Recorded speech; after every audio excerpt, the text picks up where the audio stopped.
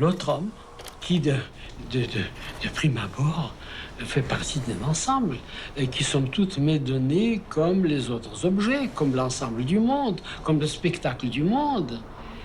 Et l'autre homme perce, en quelque manière, cet ensemble, précisément par son apparition comme visage, qui n'est pas simplement une forme plastique, mais qui est aussitôt un engagement pour moi, un appel à moi, un ordre pour moi de me trouver, je dirais, au service de ce visage.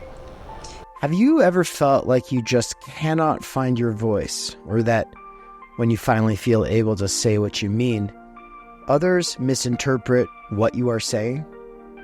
This is perhaps a universal human experience that gets amplified in our society of images.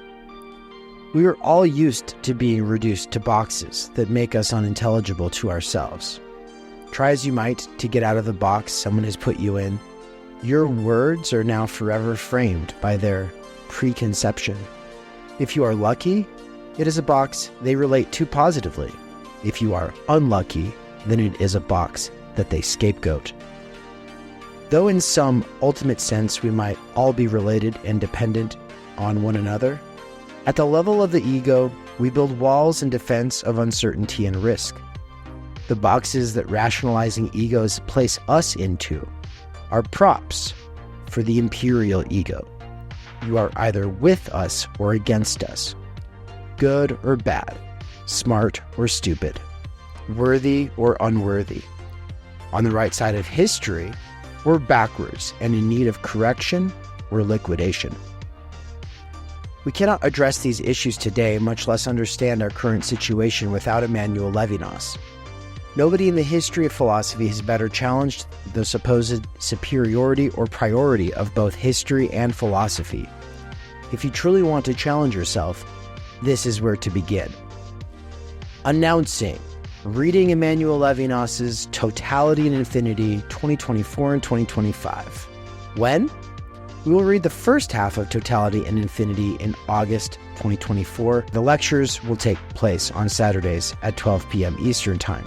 The second half during January and the first week of February in 2025, also at 12 p.m. Eastern Time. This course will have lectures on Saturdays, as well as written assignments and small breakout discussions. The lectures are given under the presumption you have not yet done the reading. Students are then encouraged to do the reading and their own written assignments prior to the discussions the following week, which take place on both Thursdays at 8 p.m. Eastern and Fridays at 12 p.m. Eastern. The reason these break out into Thursday evenings and Friday afternoon is to make it so that there's more times available for people in different time zones. Hopefully something will work for you. All right, now bringing it back now to Levinas as the thinker of being reduced into a preconceived notion or a box. Nobody in the history of philosophy thought more deeply about this aspect of what it means to be human than Emmanuel Levinas. His magnum opus, Totality and Infinity, could have been called Instrumentalized Boxes versus Humanity. The point is that ego-building and control-based systems of rationality, as in ideology, seek to reduce humans to mere boxes so that we can be made predictable props to the power trips of others. But it goes deeper than this. It's not just the conscious ego and its defense mechanisms. Totalization is a function of language, reason, politics, history, and cognition itself. Our human infinity, that part of you that is pure potential, which can disrupt and overflow the categories we are placed under, gets bracketed out by the totalizing ideologies of history. Levinas is the most important intervention in the history of philosophy and perhaps its greatest critic, who uses its tools to call it into question. We cannot understand what we are, much less what our possibilities might be, after the Second World War without Levinas's project applied to ideology critique. Otherwise, people just keep repeating the same old, totalizing and limiting narratives. Hegel, Marx, and Heidegger may be the most profound and challenging systematic thinkers necessary for thinking about the genesis and structure of Geist, political economy, and worldhood. But they are all easily lent to the worst kind of thing imaginable, a totalizing mode of thought that is easily susceptible to losing touch with our starting point and ultimate end. It is not what is real, how we know, and the meaning of existence, or even more abstract formulations such as negativity and finitude. Prior to history, science, politics, philosophy, and theology is something all these projects presuppose: the good itself. What would it look like for a philosopher to resolutely take up that position and argue for the priority of the good after Hegel, Marx, Heidegger, and Auschwitz? Levinas, a direct student of Husserl and Heidegger, never lost sight of the priority of the good over being. Prior to all quests to derive true statements about reality is the fact that we care. Unlike Heidegger, we don't care because we are going to die. We care because we want the good life, and living in a way that compromises that results in losing touch with who we are. Ma mort est certainement mon souci, mais que la mort de l'autre peut, pour moi, avoir une priorité sur ma propre mort. Que la mort de l'autre compte avant ma mort. Nous appelons ça autrement, nous appelons ça la sainteté. Morality critique after the Holocaust. What is entailed by this question of the good life? It has something to do with how we are with ourselves and others, what traditionally got called morality and ethics.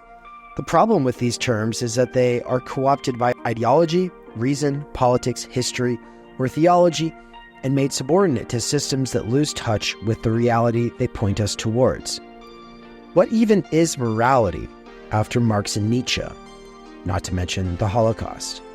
If you have encountered these towering thinkers, two of the greatest critics of liberal or bourgeois morality, then you no doubt suspect morality is just a game played in the interest of power.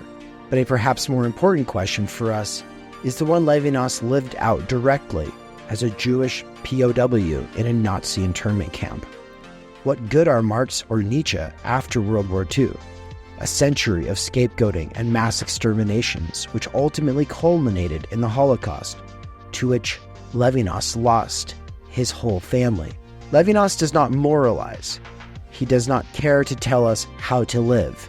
His goal is to get us to think in light of the fundamental encounter he seeks to impress upon us, the irreducible sense of responsibility to the other that is revealed in the face-to-face experience.